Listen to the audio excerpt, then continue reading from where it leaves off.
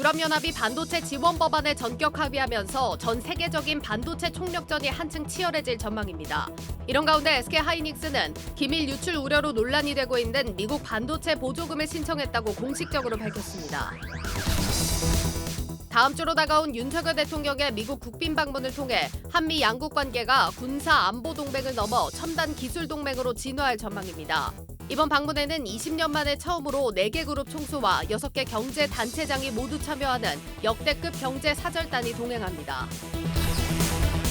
포스코그룹이 전남 광양에 앞으로 10년간 4조 4천억 원을 투자하기로 했습니다. 철강과 2차 전지 소재 등 전기차 밸류체인을 강화하기 위한 그룹 차원의 투자로 풀이됩니다.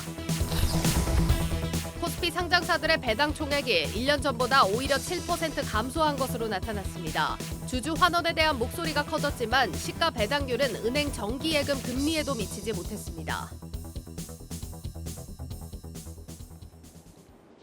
뉴스플러스 시작합니다. 우리나라 주식시장이 만성적인 저평가, 코리아 디스카운트를 벗어나지 못하는 이유 중 하나로 꼽히는 것이 바로 미흡한 주주 환원입니다. 전 세계 주식시장 가운데 배당 꼴찌랑 꼬리표를 좀처럼 떼지 못하고 있는데 지난해 코스피와 코스닥, 국내 증시 상장사들의 배당금이 또다시 줄었습니다. 조연 기자입니다. 가파른 기준금리 인상과 지지부진한 증시 수익률 속 유가 증권시장 상장사들의 배당은 2년 연속 줄어들었습니다. 배당 수익률이 국제금리나 시중은행 정기예금보다 못한 상황입니다. 지난해 유가증권시장의 상장사 784곳 중 현금 배당한 557곳의 배당 규모는 26조 5,854억 원으로 전년 대비 7.1% 줄었습니다. 삼성전자 특별 배당이 있었던 2020년에 비하면 20% 가까이 축소된 규모입니다.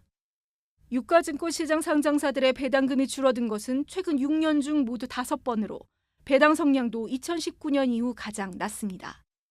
평균 시가 배당률이 5년 내 가장 높은 수준을 나타냈지만 지수 하락에 따른 상대적 착시 효과란 분석입니다.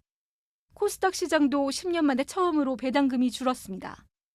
2021년에 이어 배당 총액 2조 원대를 지키긴 했지만 전년 대비 1.2% 줄었고 시가 배당률로 보면 7년 만에 국고채 수익률 아래로 떨어졌습니다. 한국 기업들이 선진국이나 다른 나라들보다 이제 이익 변동성이 좀 크다 보니까 경기에 영향을 많이 받는 기업들 비중이 좀 높잖아요. 구조적으로는 재벌 중심의 대형 기업 비중이 좀 크다 보니까 배당을 받으면 세금이 나가잖아요. 그런 부분 때문에 배당 지급이 조금 줄어드는 부분도 구조적으로는 좀 있는 것 같고. 세계 주요 증시와 비교하면 한국 배당주의 투자 매력은 더 떨어집니다.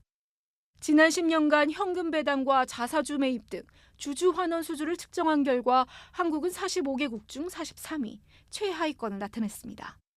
배당 성량은 19.1%, 영국과 독일, 미국 등의 절반에 불과했고 같은 아시아권인 중국, 일본보다도 현저히 낮았습니다. 개인 투자자들의 주식시장 참여가 늘고 행동주의 펀드의 목소리도 높아졌지만 주주 환원을 외치는 투자자들의 바람은 여전히 요원한 것이 현실입니다. 한국경제TV 조연입니다.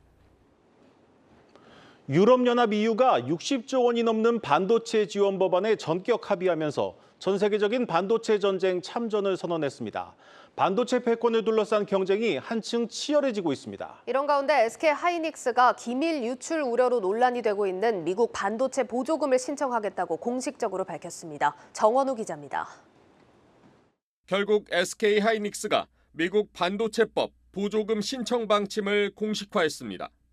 현재 미국 내 투자 부지 선정 등을 적극 검토하고 있으며 절차가 끝나는 대로 보조금을 신청할 방침이라고 밝혔습니다. SK하이닉스는 지난해 7월 미국 내 패키징 공장과 R&D 센터 건립 등에 150억 달러를 투자하겠다고 밝힌 바 있습니다. 아직 공장 부지도 결정되지 않았지만 보조금을 안 받을 순 없다는 입장을 분명히 한 겁니다. 이미 텍사스 테일러에 파운드리 공장을 짓고 있는 삼성전자는 입장이 더 난처합니다. 공식 입장을 내놓진 않고 있지만 보조금 신청은 기정사실입니다.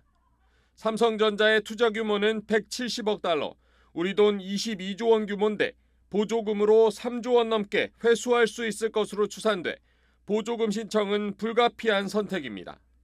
미국 반도체법은 미국 내 반도체 시설 투자에 대해 527억 달러의 보조금을 주겠다는 게 골자입니다. 투자금의 약 15% 수준을 돌려줄 것으로 보이는데 반도체 시설 접근 허용, 초과이익 공유 등 독소 조항으로 논란이 되고 있습니다.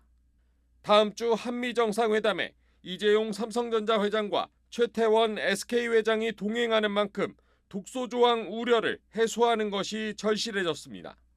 한편 미국의 반도체법에 맞서 이날 유럽연합 EU도 430억 유로의 보조금 지급을 골자로 하는 반도체법을 발표했습니다. 보조금을 미끼로 한 글로벌 반도체 기술 쟁탈전에 기업들의 선택지가 갈수록 복잡해지고 있습니다. 한국경제TV 정원우입니다. 오늘 주식시장 상황 점검해 보겠습니다. 증시 프리즘 오민지 기자와 함께합니다. 오 기자, 오늘 코스피, 코스닥 모두 약간이지만 상승세로 마쳤습니다. 시장 상황 좀 점검해 주시죠. 네, 이날도 역시나 외국인들의 순매도 움직임은 이어졌지만 다행히 상승 마감을 했습니다. 매매 주체별로는요, 유가증권 시장에서 기관이 451억 원을 순매수하면서 상승 마감을 이끌어냈고요. 개인과 외국인이 각각 370억 원, 또 197억 원을 순매도했습니다. 코스닥에서도 외국인은 1,059억 원을 순매도했고요. 기관도 296억 원을 팔아치웠습니다. 개인 홀로 1,637억 원을 순매수했습니다. 외국인은 이날 양시장에서 모두 순매도한 가운데 공매도 거래 대금도 계속해서 최대치를 경신하고 있는데요. 시장에서는 외국인의 움직임을 예의주시하고 있는 상황입니다. 이제 결국에는 시장 하락에 베팅하고 있다는 건데 공매도가 얼마나 많아진 겁니까? 올 들어서 꾸준히 상승을 해오다가 공매도 거래 대금이 2001년 집계를 시작한 이후 역대 최대 규모를 보이고 있다고 합니다. 한국거래소에 따르면 월별 공매도 일평균 거래 대금이요. 지난 1월에는 3,730억 원 수준이었는데 2월과 3월에 각각 4,300, 또 4,200억 원 수준으로 올라가더니 이번 달 들어 18일까지는 6,276억 원까지 껑충 뛰었습니다. 시장이 과열되어 있다라고 보는 움직임이 급격하게 늘어났다는 건데요. 코스닥 시장도 상황은 매한가지였습니다. 지난 1월에는 835억 원 수준이었는데요. 2월에는 1,760억 원 수준, 3월에는 2,880억 원으로 오르더니 4월 들어서는 3,548억 원까지 올랐습니다. 어쨌든 단기적으로 조금 빠르게 올랐다는 생각들을 많이 하는 것 같습니다. 좀 시장에 긴장감이 감도는 분위기입니다. 네, 오늘 시장도 긴장감이 고조돼 있었지만요. 다행히도 개별 호재에 따라서는 좀 울고 웃는 종목들이 드러나긴 했습니다.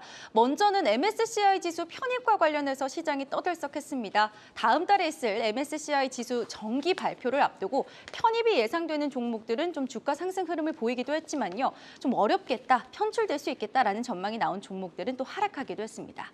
오늘 신한투자증권은요. MSCI 지수에서 코스모 신소재, 한화 에어로스페이스, KT가 편입이 될 것으로 봤고요. 또 SD바이오센서, 롯데쇼핑, SL이 편출될 수 있다라고 전망을 했습니다. 그러면서 기존에 편입 예상 종목으로 거론됐던 금양, 또 에코프로는 편입의 불확실성이 크다 이렇게 전망을 했는데요.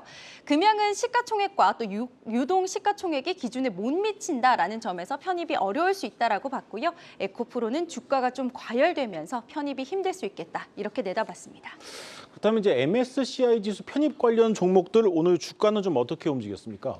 사실 편입 예상 종목보다는요. 편입이 어려울 것 같다라는 전망을 받은 종목들 크게 흔들렸습니다. 에코프로는 이날만 6.10% 하락했고요. 금양은 8.05% 하락하면서 장을 마쳤습니다. 편입이 불투켜지면서 주가도 좀 타격을 받은 겁니다. 자, 다음으로 오늘 이 히토류 관련 종목들 상승세가 좀 눈에 띄었습니다. 분위기가 좀 어땠습니까? 네, 중국의 히토류 또 희귀 금속에 관련돼서 수출을 좀 통제한다라고 하고 또 우리 정부는 대응 전략을 발표했죠. 그러면서 국내 관련주들이 주목을 받은 건데요. 네. 이날 유니온 머티리얼은요. 전거래일보다 19.24% 오르면서 장을 마쳤습니다. 이 유니온 머티리얼은요. 히토류의 대체 소재로 시장의 기대를 좀 받고 있는 페라이트 마그네트를 생산하는 그런 기업입니다.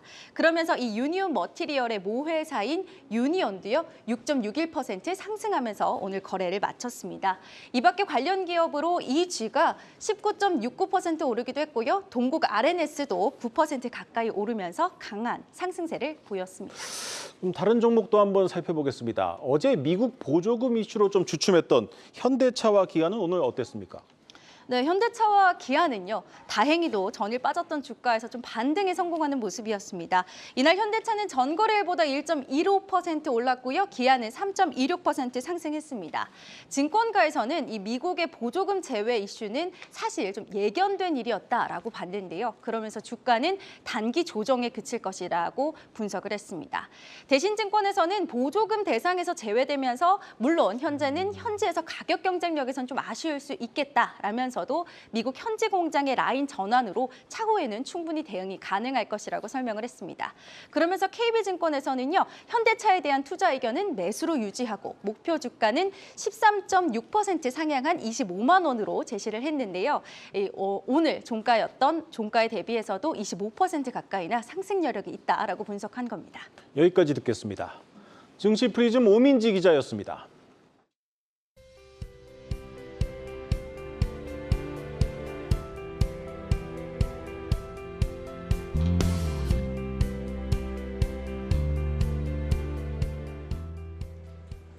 네, 본격적인 실적 시즌에 돌입한 뉴욕 증시 상황도 보겠습니다. 글로벌 콘텐츠부 김종학 기자 나와 있습니다.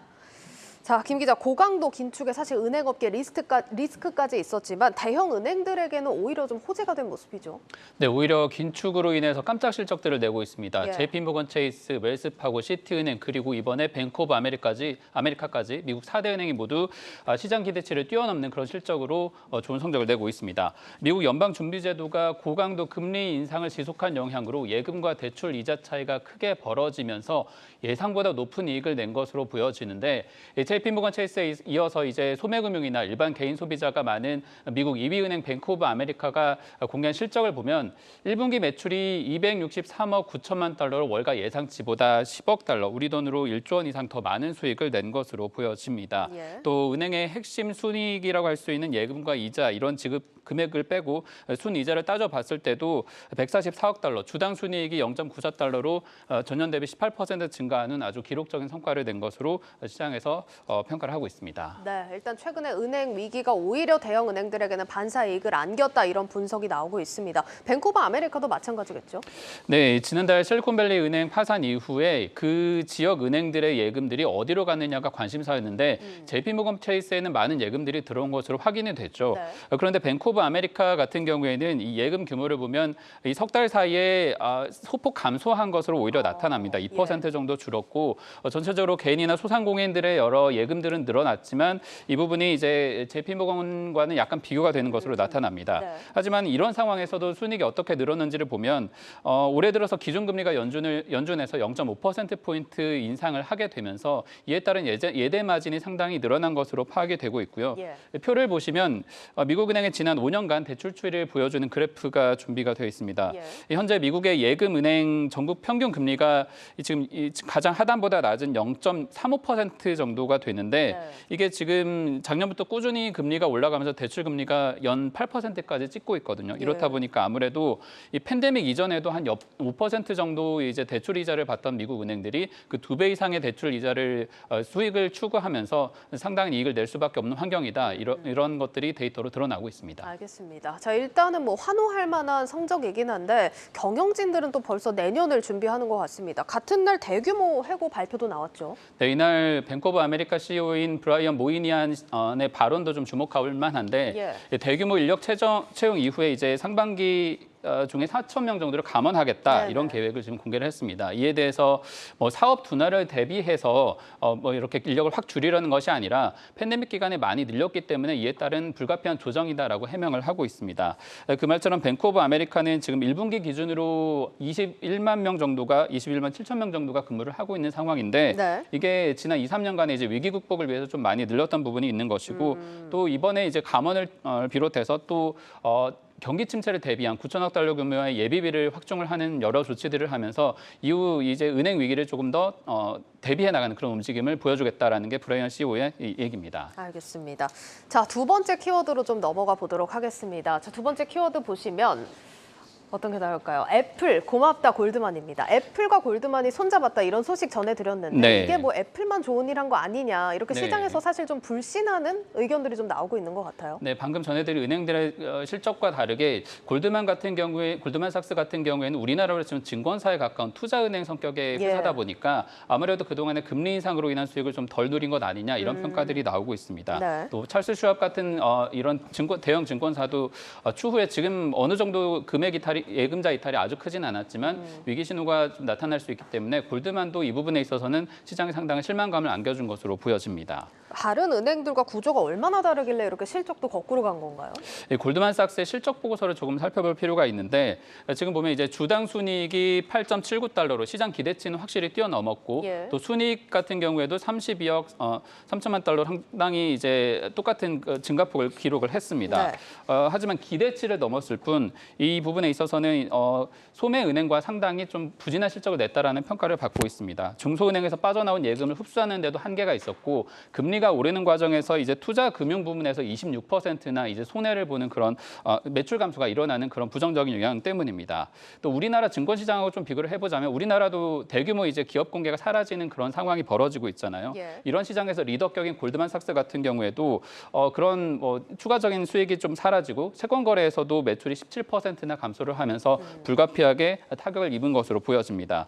그런데 투자자들이 더 실망한 지점은 이제 어제 소식을 전해드린 대로 애플과 제휴를 맺기로 했는데 그 결과물로 내놓은 애플페이를 통해서 연 4% 정도의 수익을 제공하면서도 오히려 이제 골드만이 같은 상품에 조금 중첩되는 문제가 발생하고 있다라는 예. 점 때문에 상당히 실망감이 나타난 것으로 보여집니다. 예, 그러니까 지금 보면 은행이 직접 디지털 플랫폼을 제공하려던 계획이 사실상 애플과 손잡으면서 좀 틀어졌다 이런 진단이 나오는 것 같아요. 네, 한국 대형 은행들도 이제 뭐 플랫폼과 제휴하기보다는 각자 스스로 플랫폼을 다시 만들고 싶어 하잖아요. 네. 골드만 같은 경우에는 오히려 이제 시장 공룡이라고 할 수 있는 애플에 끌려다니는 모양새가 되고 있는 것 같습니다. 골드만삭스는 이제 자체 디지털 뱅킹 브랜드인 마커스를 운영하고 있는데 대출 비중을 대폭 줄이게 되면서 4억 7천만 달러 정도 손실을 낸 것으로 파악이 됩니다. 이게 향후 실적의 부정적인 요인으로 이번에 평가를 받았고요. 협력사인 골드만이 이렇게 시장의 외면을 받는 동안 애플은 어제 인도에 이렇게 첫 매장을 내면서 자국에서는 이제 금융시장을 좀 확장하는 움직임, 그리고 해외에서는 중국을 대체하는 제조 시장까지 양단을 모두 확장하는 전략을 보여주고 있습니다. 애플이 다음 달에 실적을 공개할 예정인데 아이폰 판매 둔화 이후에도 제품 생산 마진 그리고 이번에 보여준 것처럼 금융 서비스를 통한 마진을 어느 정도 확보하는지가 또 시장에 관심을 모을 것으로 보여집니다. 네, 알겠습니다. 자, 마지막 키워드 한번 보겠습니다. 인류 최대 우주선으로 축포를 터뜨리냐인데 이제 스페이스X의 스타쉽이 내일 발사가 됩니다. 테슬라 주주들 잘 지켜봐야겠죠. 내일 우리 시간으로 이제 내일 아침 그리고 밤까지 이어지는 이벤트라고 할 수 있는데 이게 모두 같은 CEO가 이끄는 회사들입니다. 현지 시간으로 19일, 우리 시간으로는 내일 아침에 테슬라의 실적과 컨퍼런스 콜이 예정이 되어 있는데 마침 이제 인류 최대 우주선 스페이스X의 이제 화성 탐사 목적 스타쉽 같은 경우에도 발사를 재개합니다. 이 우주선 같은 경우는 로켓과 우주선 결합한 높이가 120m, 한 40층 정도 건물 높이라고 하니까요. 굉장한 관심을 모으고 있는 부분이고요. 일론 머스크는 이번 발사에 대해서는 기대치를 낮췄으면 하는 바람을 보이고 있는데 그간의 모든 사업에서 굉장히 빠짐없이 언급이 되어 있던 부분이기 때문에 네. 테슬라 주주들에게도 영향을 미치는 이벤트가 될 것으로 보여집니다. 네, 마지막으로 테슬라 실적 결국은 마진율이 얼마나 되냐 이 부분이 핵심이겠죠. 네, 어느 정도 기대치가 많이 낮아져 있지만 그럼 정말로 이를 맞출 수 있느냐가 핵심인 것 같습니다. 네. 지금 이 뉴스를 시작하기 직전에 이제 테슬라의 추가적인 가격 인하 소식이 전해졌는데 대표 모델인 모델 3 후륜 모델 그리고 모델 Y 장거리와 고성능 모델 모두 많게는 우리 돈으로 한 400만 원 정도 가격을 더 내린 것으로 네. 나타나고요. 이 때문에 이제 결국에는 어느 정도 마진이 줄어드는 걸 감수하는 것 아니냐라는 얘기들이 나오기 시작했습니다. 이미 올해 들어서 20% 넘게 가격을 내렸고 추가로 이번에 내린 상태라서 아무래도 미국의 이제 인플레이션 감축법의 여러 가지 세제 혜택에 더해서 가격으로 다른 경쟁 업체들을 압박하는 모양새가 되다 네. 보니까 그를 통해서 어느 정도 수익을 확보하느냐가 핵심이 될 것 같습니다. 네. 지금 네, 여기까지 듣도록 하겠습니다. 고웨스트 글로벌 콘텐츠부 김종학 기자였습니다.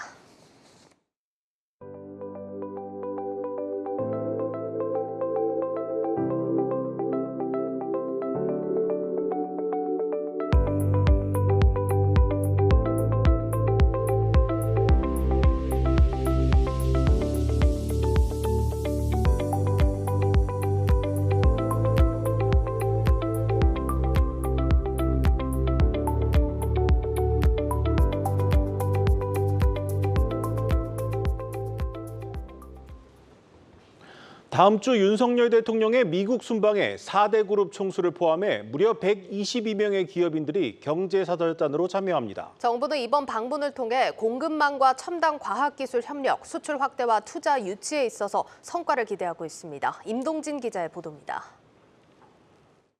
윤석열 대통령의 미국 국빈 방문에 동행하는 경제사절단은 이번 정부 들어 최대 규모인 122명, 이재용 삼성전자 회장과 최태원 SK 회장, 정의선 현대차 회장과 구광모 LG 회장 등 4대 그룹 총수와 국내 6대 경제단체장이 모두 참여합니다.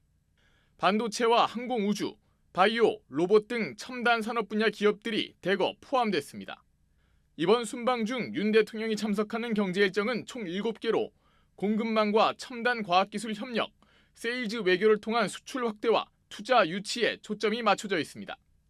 먼저 워싱턴에서 열리는 한미 비즈니스 라운드 테이블에는 SK와 현대차, LG, 한화 등 국내 기업 대표들과 퀄컴, 보잉, 로키드 마틴, 모더나와 바이오젠 등 글로벌 기업 대표들이 참석할 예정입니다.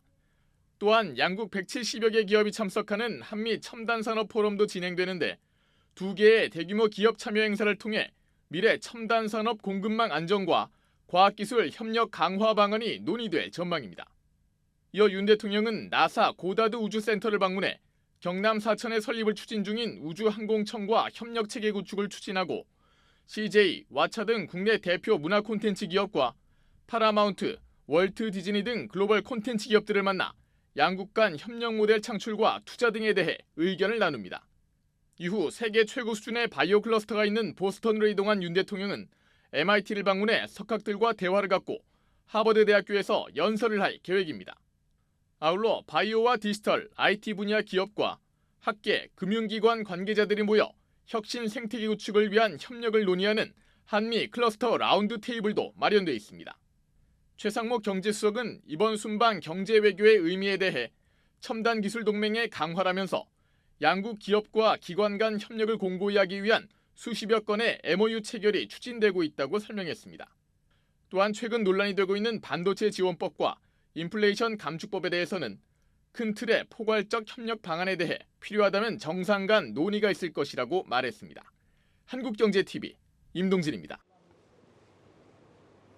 포스코가 전남 광양에 앞으로 10년간 4조 4천억 원을 투자하기로 했습니다. 전남 지역 역사상 가장 큰 투자라고 합니다. 네, 이번 투자는 포스코의 신성장 사업에 집중될 전망입니다. 산업부 이지우 기자 나와 있습니다. 이 기자, 구체적으로는 어떤 분야의 투자가 이루어지는 겁니까? 네, 일단 포스코그룹은 광양에 앞으로 10년간 4조 4천억 원을 투자하겠다 이렇게 밝혔습니다. 전남 지역 역사상 가장 큰 규모인데요. 국제적으로 포스코는 광양 동호안 부지에서 그룹의 7대 핵심 사업을 육성하겠다라는 계획입니다. 7대 핵심 사업은 철강, 2차 전지 소재, 리튬, 니켈, 수소, 에너지, 건축, 인프라, 식량 등인데요. 기존 제철 관련 사업 외에 다른 사업에 투자하겠다는 계획을 세운 것으로 확인이 됩니다. 이 취재를 종합해 보면 포스코는 2차 전지 소재나 에너지, 그중에서도 수소 산업에 특히 집중할 전망입니다.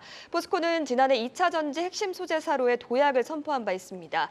그룹에서 이 전략의 핵심축인 포스코 퓨처엠은 2차 전지 핵심 소재인 양극재 등을 만들고 있는데요. 최근 전기차 시장 성장세로 배터리는 물론 배터리 소재 수요가 폭증하고 있습니다.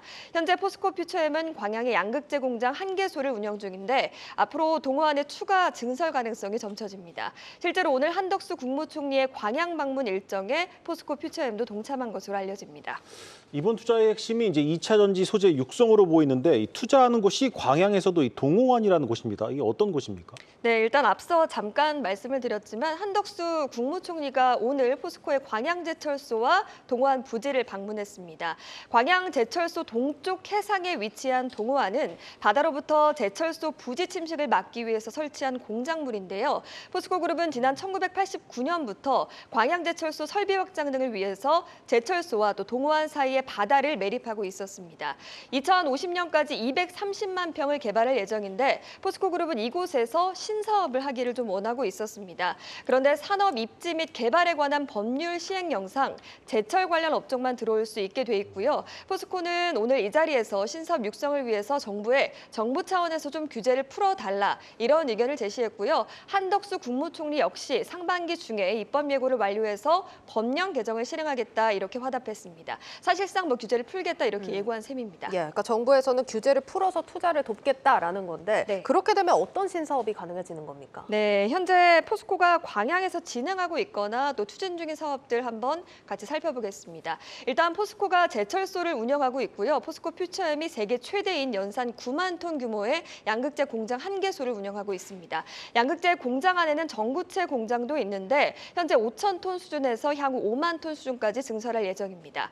이외에도 올해 1월에 포스코 인터가 제2 LNG 터미널을 착공에 들어갔고요. 포스코 HY 클린메탈 등도 2차 전지 리사이클링 공장에서 올해부터 재활용 리튬 생산을 시작합니다. 포스코가 그룹 차원에서 이런 사업들을 모아서 광양에 이미 2차 전지 컴플렉스라는 거를 조성을 한 상황인데요. 네. 이번 투자로 광양이 향후 포스코가 추진하는 2차 전지 신사업의 메카가 될 것으로 예상이 됩니다. 근데 이 포스코 퓨처엠 본사는 이제 포항인데 그럼에도 이제 광양을 선택한 이유가 따로 있습니까? 네, 말씀하신 대로 포스코 퓨처엠의 본사는 포항이죠. 포스코 케미칼이라는 사명을 쓰다가 최근에 포스코 퓨처엠으로 바꿨습니다. 올해 포항 제철소 석회 소성 설비를 위탁 운영하면서 생석회를 제조해서 포스코에 공급하는 역할을 원래 담당했던 회사였습니다. 이제는 포스코 그룹이 철강 사업을 넘어서 미래 신사업에 뛰어든 만큼 각종 규제나 민원에서 상대적으로 자유롭고 또 가격도 합리적인 대규모 부지가 필요했던 것으로 보입니다. 그런데 포항에는 개발할 만한 땅을 구하기가 만만하지 않은 상황입니다. 앞서 말씀드린 포스코의 2차 전지 컴플렉스도 원래 포항에 조성될 예정이었는데 부지 확보가 힘들었던 것으로 전해집니다. 또 광양 지역에서는 포스코 퓨처엠 본사 이전, 정비 자회사 설립 재검토 등을 요구하면서 지역 상생을 촉구하고 있습니다. 포스코는 이를 위해서 그간 투자를 계획하고 있던 것으로 보이고요. 이번에 법 개정까지 탄력을 받으면서 지역 민심을 달래는 동시에 또 신사업 추진도 가능한 상황이 됐습니다. 예, 그럼 마지막으로 이번 투자로 기대되는 효과들은 어떤 게 있을까요? 네, 일단 2차 전지 소재사로의 도약을 선포한 포스코의 전기차 밸류체인이 더욱 공고해질 전망입니다. 포스코 그룹은 광양의 포스코, 포스코 퓨처엠, 포스코 인터 등으로 이어지는 전기차 밸류체인을 구축하고 있습니다. 광양의 제철소는 물론이고요. 양극재 전구체를 생산하는 공장이 있고 또 포스코 인터가 제2 LNG 터미널까지 착공에 들어가면서 광양에 관련 사업들이 전부 포진하게 됐습니다. 이날 포스코 퓨처엠 ESG 회사채 수요 예측에서도 1,500억 원 모집에 1조 600억 원의 매수 주문을 받은 것으로 확인됩니다. 시장에서의 뜨거운 반응이 다시 한번 입증됐다고 볼 수 있겠습니다. 네, 잘 들었습니다. 산업부 이지우 기자였습니다.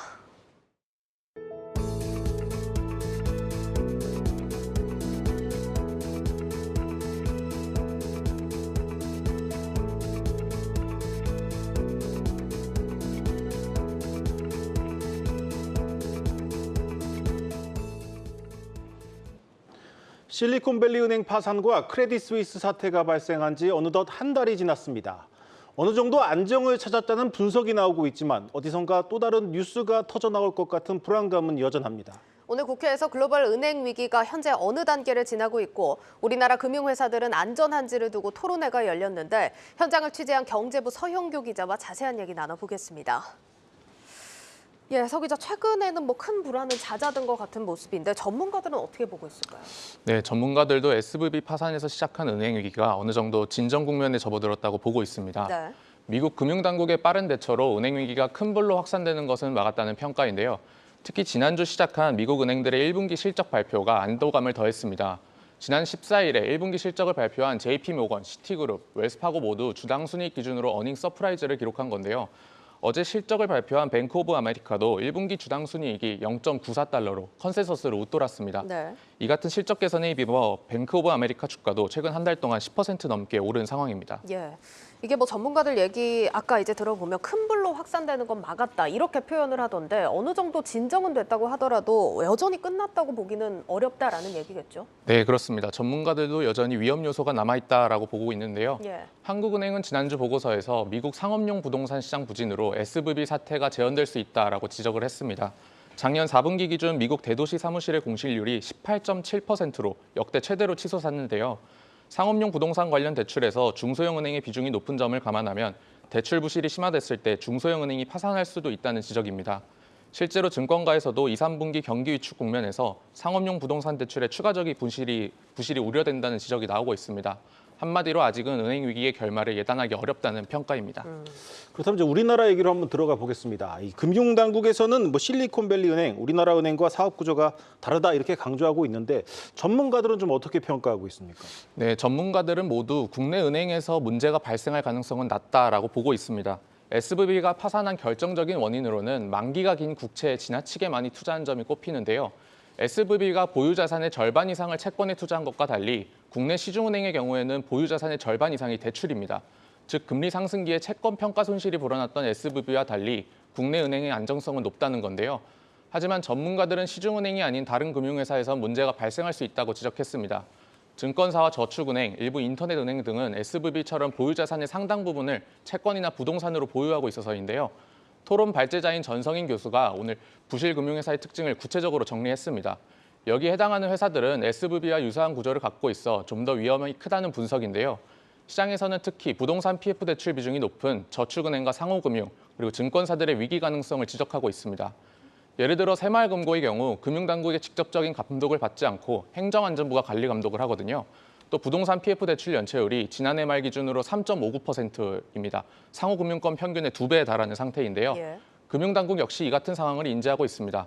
당국의 입장 직접 들어보시겠습니다. 가장 중요한 게 자기 자본 비율이 취약한 상태 연체율이 상승하는 부분에 분명히 위험할 수 있는데 이런 부분에 대해서 저희가 다 모니터링을 하고 있고요. 금융감독원 감독을 받지 않는 기구가 여전히 이제 어려움이 있지만은 부처 간 협업을 통해 가지고 계속 열심히 관리해 나가고 있다는 말씀을 좀. 이 위기가 어느 정도 예상이 된다는 점에서 대책 마련이 중요할 것 같습니다. 오늘 토론회에서는 어떤 방안들이 논의됐을까요? 네, 오늘 금융안전 개정과 예금자 보호 한도를 두고 열띤 토론이 있었는데요. 먼저 금융안전 개정이란 일시적으로 어려움에 처한 금융사에 선제적으로 유동성을 지원하는 일종의 기금입니다. 예를 들어 작년 레고랜드 사태 때 단기자금 시장이 마비되니까 금융당국이 유동성 지원 대책을 내놨잖아요. 예. 그런 자금 지원 제도를 상시화한다는 겁니다. 현재 금융당국에서 도입을 추진하고 있는데 전문가들은 지금 상태로는 설익은 대책이 될 수 있다고 지적합니다. 오늘 토론회 현장에서는 금융안전 개정의 운용 주체와 자금 출처를 두고 보완이 필요하다는 주장이 나왔는데요. 이용우 의원과 전성인 교수의 코멘트 들어보겠습니다. 최근에 갑자기 금융안전 개정안을 정부가 가져왔다가 법안 심의에서 브레이크가 걸려버리는데 누가 얼만큼 부담하고 누가 금융위기 시점에 들어갈 때 판단을 할 건지 논의가 돼야 된다고 생각합니다. 예금보험기금 내에 있더라도 이것의 운영 주체는 달리 해야 된다. 금융위가 모든 의사결정을 하는 걸로 돼 있고 민간인도 넣어서 금융안전협의회하고 거기서 위기 여부를 판단하고 이 실리콘밸리 은행 파산 이후에 예금자 보호 한도를 높여야 한다는 목소리가 우리나라에서도 좀 높아지고 있습니다. 이 금융당국도 검토 중인 것 같은데 오늘 토론회에서는 어떤 내용이 나왔습니까? 네, 현재 은행 그리고 저축은행, 종합금융사의 예금 같은 경우에는 예금자 보호법에 따라서 회사별로 최대 5천만 원까지 보호되고 있습니다. 1인당 GDP 대비 보호 한도 비율을 보면 미국이 3.7배로 우리나라의 3배에 가깝습니다. 그러다 보니 우리나라도 예금 보호 한도를 높여야 하는 것 아니냐는 목소리가 커지고 있는 건데요. 다만 오늘 토론에 참석한 패널들은 한도를 높이더라도 업권별로 다르게 설정하는 방식 등을 고민해야 한다고 주장했습니다. 모든 업권의 보호 한도를 똑같이 높이면 고객들이 금융사의 건전성보다는 고금리만 줬게 되고 이렇게 돈이 몰린 저축은행이나 상호금융 등의 위험 관리가 소홀해질 수 있다는 지적입니다. 여기까지 듣겠습니다. 경제부 서영교 기자였습니다.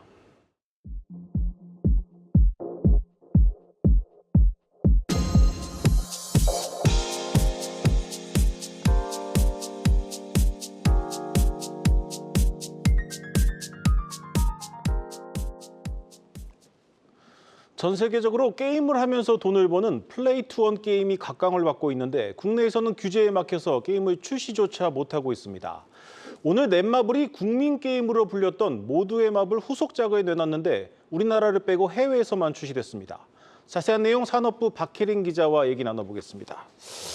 먼저 넷마블이 내놓은 오늘 모두의 마블 2는 좀 어떤 게임입니까? 네, 세계를 여행하면서 건물을 건설하거나 판매하는 일종의 부루마블입니다. 아마 게임을 좋아하시는 분들에게는 모두의 마블 1이 굉장히 친숙하실 텐데요. 현재도 구글 플레이스토어 보드게임 부문에서 가장 높은 매출을 기록하고 있고요. 누적 기준 2억 다운로드 돌파, 매출은 1조를 달성한 넷마블의 핵심 게임이라고 볼 수 있습니다. 이렇게 탄탄한 유저층을 보유하고 있는 모두의 마블이 무려 10년 만에 새로운 모습으로 공개된다고 하니 게이머들의 관심이 집중되고 있는 겁니다. 이 전작이 워낙 흥행을 해서 좀 부담도 있겠습니다. 그렇다면 이제 오리지널 모두의 마블과는 어떤 차이가 있습니까? 네, 메타버스와 블록체인 등 새로운 기술과 트렌드를 접목했다는 점에서 가장 큰 차이가 있습니다. 게임은 크게 보드게임과 메타월드에서의 부동산 콘텐츠로 나뉘는데요. 먼저 보드게임 부문에선 전작보다 전략성이 보다 강화된 형태로 개발이 됐습니다. 부루마블은 기본적으로 주사위를 굴려서 이동하는 방식이잖아요. 모두의 마블 2는 숫자 카드를 선택해서 적힌 숫자만큼 이동할 수 있도록, 즉 유저의 전략성을 조금 더 요구하는 방식으로 진화했습니다. 또 메타버스 공간을 게임 내 구현한 것이 특징인데요. 뉴욕 맨해튼 등 주요 도시의 실제 지적도를 기반으로 제작이 됐습니다. 메타월드에서 이용자들은 토지도 가질 수 있고 건물도 건설할 수 있고 이런 다양한 콘텐츠를 즐길 수가 있고요. 건물 등급을 올리고 높은 가치의 부동산을 확보할수록 더 많은 보상을 얻을 수 있는 시스템으로 구성이 됐습니다. 그런데 이게 우리나라에서 만든 게임인데 배경이 서울이 아니라 뉴욕 맨하탄이네요. 네, 글로벌에 초점을 맞춘 게임이기 때문입니다. 또 출시 국가에서 한국이 빠져 있기도 하고요. 네. 이제 국내 게임사가 내놓은 게임인데 국내에선 출시를 못한다. 역시 뭐 규제 때문이겠죠. 네, 맞습니다. 이 게임은 블록체인 기술을 접목한 P2E, 즉 돈 버는 게임입니다. 국내에선 사행성에 대한 우려 때문에 이 P2E 게임을 막고 있는데요. 넷마블의 경우를 조금 적용해서 조금 더 설명을 드리자면, 유저들이 게임을 하며 메타캐시라는 것을 획득을 하는데 이걸 이네트리움이라는 게임 내 토큰으로 바꿀 수가 있고요. 이네트리움은 결과적으로 가상자산인 마블엑스와 교환을 할 수 있습니다. 이건 또 현금으로 환전이 가능하고요. 네. 가상자산을 현금으로 환전할 수 있다는 점을 게임위원회는 게임법 제28조 제3호에서 규정하는 경품 등을 제공해 사행성을 조장하지 아니할 것이란 조항에 위배된다고 판단하고 있습니다. 상황이 이렇다 보니 넷마블뿐 아니라 국내 게임사들은 이런 P2E 기반으로 한 게임을 해외에서만 출시하고 있는 상황입니다. 그렇다면 이제 해외는 P2E 게임에 대한 규제가 없는데 우리나라만 있는 겁니까? 국가별로 조금 다르기는 합니다. 미국과 베트남 등은 별다른 규제 없이 허용을 하고 있고요. 일본과 싱가포르는 제한적으로 허용을 하고 있습니다. 물론 게임위원회의 주장대로 사행성 우려가 불거질 수 있는 여지가 물론 있기 때문에 우려감이 따르긴 하지만 업계에선 이미 글로벌 시장에서 이 P2E 게임이 거스를 수 없는 흐름이 된 지금 무조건적인 규제보다는 산업진흥 차원에서의 규제 재정비가 필요하다는 목소리가 높고요. 학계에서도 전제 조건으로 이 확률형 아이템과 연결고리를 끊어내고 코인의 안정성을 확보하고 또 청소년들의 진입을 규제하는 등 이 전제 조건이 따른다면 P2E 게임의 부작용을 최소화할 수 있을 것이란 조언이 나오고 있습니다.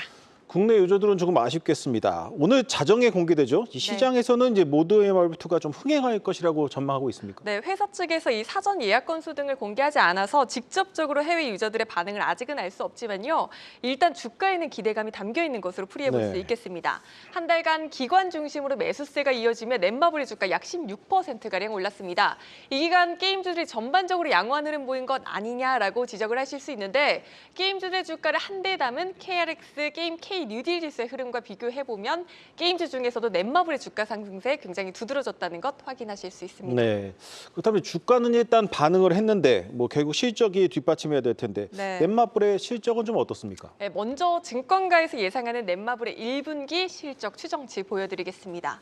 영업손실 186억 원을 기록하며 적자를 지속한 것으로 추정이 되고 있죠. 그래서 회사도 투자자도 이번 모두의 마블 2에 거는 기대감이 굉장히 큽니다. 증권가에서 이번 모두의 마블 2를 기점으로 넷마블의 실적이 개선될 것이라고 보는 시각이 우세합니다. 메리츠증권은 신작의 일평균 매출액을 10억 원대로 전망하고 있고요. NH투자증권은 신작에 힘입어 3분기 이후 넷마블이 흑자 전환할 것이라고 분석하고 있습니다. 그렇다면 이제 신작 모두의 마블 2 외에 뭐 추가로 좀 넷마블에 기대해 볼 만한 포인트는 없습니까? 네, 있습니다. 지난해 말부터 넷마블이 연이어 중국 내 게임 서비스 허가권인 파노를 발급받고 있거든요. 네. 이 게임들이 2, 3분기에 집중적으로 중국에서 선보일 것으로 예상된다는 점도 긍정적으로 작용을 하고 있습니다. 또 올해 넷마블이 총 9종의 신작을 내놓을 예정입니다. 이 부분에서도 기대감은 유효하다고 볼 수 있겠습니다. 일단 오늘 자정 공개될 모두의 마블 2에 주목해 보시죠. 네, 잘 들었습니다. 산업부 박혜린 기자였습니다.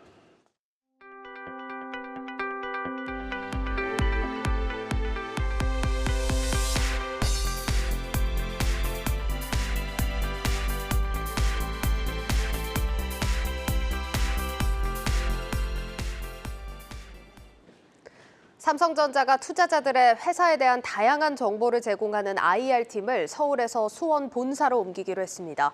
그 어느 때보다 시장과의 소통이 중요한 상황에서 국내외 투자자들이 모두 모여있는 서울을 떠나는 이유는 무엇일까요? 신재근 기자가 단독 취재했습니다. 삼성전자가 현재 서울 태평로 삼성 본관 빌딩에서 근무하던 IR 인력을 수원 사업장으로 이동시키려는 것으로 확인됐습니다. 삼성전자 내부 사정을 잘 아는 금융투자업계 한 관계자는 삼성전자가 다음 달 초 IR팀을 삼성 디지털시티 수원 사업장 내 알포 건물로 이동시킬 계획을 갖고 현재 의견 수렴을 거치고 있다고 말했습니다. 해당 팀의 근무지를 이전하려는 것은 삼성전자 본사가 위치한 수원 사업장 내 유관 부서와의 소통을 강화하기 위한 차원이라는 설명입니다. 문제는 서울에서 거리가 멀어지면서 자칫 IR 활동이 위축될 수 있다는 우려가 다수 금융시장 관계자들로부터 나오고 있다는 점입니다. 특히 외국인 투자자와의 소통에 지장이 생길 수 있다는 점이 가장 큰 문제로 지적됩니다. 외국인은 삼성전자 지분을 50% 넘게 보유하고 있는 큰손으로 최근 메모리 반도체 감산 결정과 함께 매수를 늘리면서 1년여 만에 지분 보유율이 최고 수준으로 높아졌습니다. 그동안 삼성전자 IR 담당 직원들은 외국인 투자자들이 방한할 때 주로 묵는 서울 광화문 인근에 위치한 태평로 사옥에서 투자자 미팅을 진행해왔습니다. 현재 IR팀이 상주하고 있는 태평로 사옥과 서울 시내 주요 호텔과의 거리는 도보로 10분 남짓. 그러나 광화문에서 수원 사업장까지 거리는 직선 거리로 약 40km, 차량으로 이동할 경우 최소 1시간 반 가까이 걸립니다. 외국인 투자자와 미팅을 위해 IR팀이 서울로 오거나 반대로 외국인 투자자가 수원으로 오는 경우 모두 미팅을 위해 장시간 이동해야 하는 번거로움이 생긴 겁니다. 외국인 투자자는 당일에 여러 회사와 연달아 미팅 일정을 잡는 만큼 수원과 서울을 오가는 것에 대해 불편함을 느낄 것이란 시각도 있습니다. 국내 한 증권사 관계자는 반도체 업황 불확실성이 매우 높은 상황에서 외국인 투자자와의 소통은 주가 관리 측면에서도 매우 중요하다고 말했습니다. 국내 입국 시 자가격리 의무 조치가 해제된 이후 지난해 말부터 외국인 투자자와의 대면 미팅이 부쩍 늘어난 상황. 증권가에서는 업황 부진으로 인한 불확실성이 커지고 이에 대응하는 회사의 경영 전략과 대외 소통 메시지에 대한 관심이 그 어느 때보다 높아진 상황에서 이 같은 결정은 의외라는 반응입니다. 이에 대해 삼성전자 측은 서울 서초 사옥에 거점 사무실을 운영하고 있는 만큼 투자자 소통에 문제가 없도록 하겠다는 입장을 밝혔습니다. 한국경제TV 신재근입니다. 분양가에서 4억 원을 할인해주고도 몇 달째 살 사람을 찾지 못하는 아파트가 서울에 있습니다. 무순위 청약에서 29대 1의 높은 경쟁률을 기록했는데 막상 계약은 한 건도 없었습니다. 어찌된 일인지 양현주 기자가 직접 현장에 가봤습니다. 네, 제가 지금 있는 이곳은 서울 강북구 수유동 일대 칸타빌 수유 팰리스 앞입니다. 지난 2월 첫 분양 이후 여전히 악성 미분양에 시달리고 있는 곳인데요. 부동산 규제 완화로 청약시장에 훈풍이 불고 있지만 이곳만큼은 예외인 이유 직접 알아보겠습니다. 함께 가시죠. 서울에서 보기 드문 악성 미분양 아파트로 전락한 칸타빌 수유 팰리스. 전체 216가구 가운데 90% 정도가 주인을 찾지 못해 논란에 휘말린 곳입니다. 분양가를 4억 원이나 깎아주고 이른바 줍줍 청약도 무려 9번에 걸쳐 진행했지만 소용이 없었습니다. 특히 8차 무순위 청약에서 29대 1의 경쟁률을 기록했지만 한국경제TV 취재 결과 단 한 곳도 계약으로 이어지지 못했습니다. 전체 다요? 네. 끝나도 잔여 물량이 생기잖아요. 그러면 시공사에서 다 그냥 사갈 거예요. 서울의 새 아파트가 찬밥 취급을 받는 이유가 무엇일까? 가장 큰 이유는 지나치게 높게 잡은 분양 가격 때문입니다. 전용 면적 59제곱미터를 9억 원대로, 78제곱미터는 11억 원대로 초기 분양가를 책정한 겁니다. 실제로 원희룡 국토교통부 장관은 내 돈이면 이 가격에 안 산다며 공개적으로 비판한 바 있습니다. 대형 건설사가 지은 인근의 새 아파트와 비교해봤더니 분양가 할인을 감안해도 경쟁력이 떨어졌습니다. 상황이 이렇다 보니 결국 9차 무순위 청약에서 전체 물량의 절반을 30% 할인한 가격에 내놓은 겁니다. 시세가 너무 비싸다라는 것 때문에 이제 그 사람들이 거들떠도 안 보고 이제 그랬긴 했거든요. 근데 이제 지금에 와서는 여기 이제 건설사 쪽도 이제 뭐 돈을 갚아야 되고 PF 대출 네, 이자도 많이 부담되고 하니까 아마 채권자들하고 합의를 많이 본 것 같아요. 내부 사정을 취재해봤더니 여러 갈등 탓의 내용도 깊어졌습니다. 상가 운영 수익을 통한 관리비 제로를 내세워 입주자를 모집했지만 들어오는 가게가 없어 사실상 텅 빈 상태입니다. 특히 할인 전 분양가로 입주한 초기 주민들의 불만은 극에 달했습니다. 풀대출이죠, 풀대출. 35%를 할인한 거예요, 그 기준가들이. 그러면은 그거에 대한 기존 분양자들에 대한 대책은 가지고서 지금. 일부 입주민은 시행사 대표에게 일정 부분 보상해주겠다는 답변을 받았지만 지금은 연락이 두절된 상태라고 분통을 터뜨렸습니다. 여러 악재로 일종의 낙인이 찍혀버린 칸타빌 수유 팰리스. 실제 주거 환경은 어떤지 먼저 교통편을 살펴봤습니다. 칸타빌 수유 팰리스와 가장 가까운 인근 수유역입니다. 어느 정도 거리인지 직접 걸어보겠습니다. 역에서 나와 재래시장을 지나면 6분 거리의 아파트가 등장합니다. 수유역에서 10분 안쪽 거리에 위치하고 있지만 나홀로 아파트인데다 재래시장 한복판에 위치하고 있어 새 아파트의 장점을 찾긴 어렵습니다. 여기에 비교 대상이 되는 인근 새 아파트들은 우이신설역과 미아역을 낀 더블 역세권이라 비교 우위도 없습니다. 그렇다면 학구는 어떨까? 초등학교의 경우 도보로 15분 거리에, 고등학교는 30분 거리에 위치합니다. 고등학교는 멀죠. 신일고가 있고 저쪽 정의고 있고 그리고 삼양동 쪽에 있고 여기 고등학교는 없어요. 고등학교 여기는 초등학교만 지금 여기에서 이제 버스 타면 있고 초등학교도 멀죠. 여기에서는 시장만 있을 뿐이지 학생들 저기 하는 데는 여기가 안 좋죠. 정부의 부동산 규제 완화가 이 아파트에는 오히려 악재로 작용하고 있습니다. 그동안 미뤄졌던 강북 지역 분양이 속속 재개될 예정인 만큼 실수요자들의 발길이 멀어질 것이란 이유에서입니다.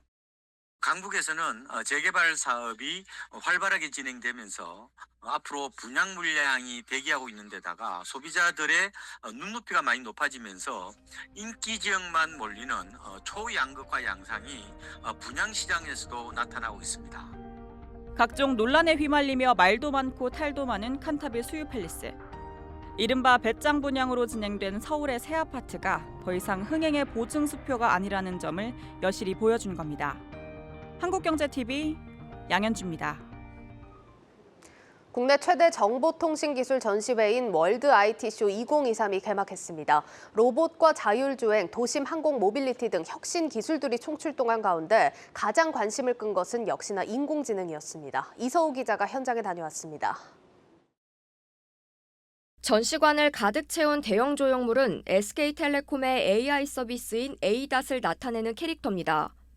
SK텔레콤은 사람과 사물을 지능적으로 포착하는 AI 카메라와 음성으로 차량 제어가 가능한 차량용 AI 등 다양한 산업에 AI를 접목시킨 서비스를 내놨습니다. 이번 월드 IT쇼 SKT관은 일상의 어디에나 자리하고 있는 SKT의 다양한 AI 서비스를 중심으로 구성을 했고 그중에서도 특히 SKT AI의 대표적인 서비스인 에이닷을 중심으로 구성을 했습니다. KT는 초거대 AI 믿음을 전면에 내세우며 개방형 AI 연구 플랫폼, AI 로봇, AI 고객센터, AI 운송 플랫폼을 선보였습니다. 초거대 AI 경쟁력 강화 방안 등을 통해 디지털 경제 가속화를 위한 구체적인 계획을 제시하였습니다.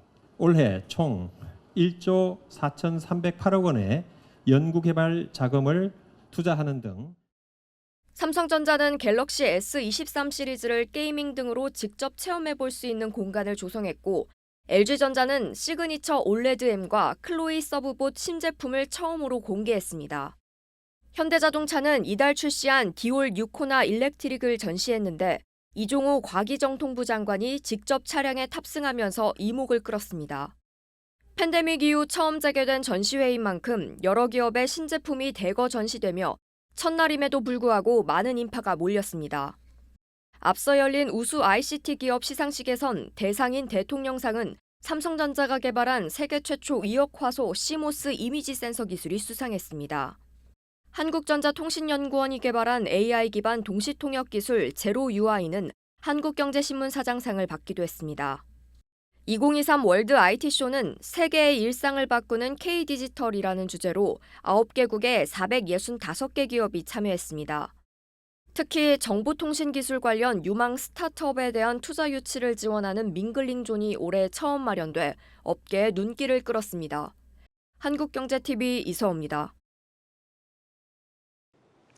바디프렌드가 의료기기로 인증받은 안마의자 신제품 메디컬 팬텀을 출시했습니다. 바디프렌드는 신제품을 통해 지난해 세라젬에게 뺏긴 국내 안마의자 시장 1위 자리를 탈환한다는 계획입니다.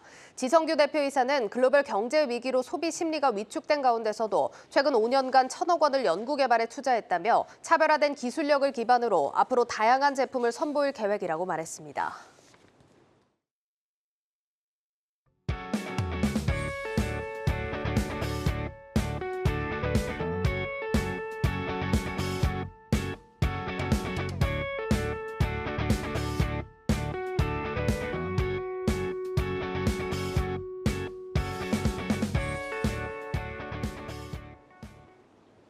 뉴스 플러스 오늘 준비한 순서는 여기까지입니다. 시청해주신 여러분 고맙습니다.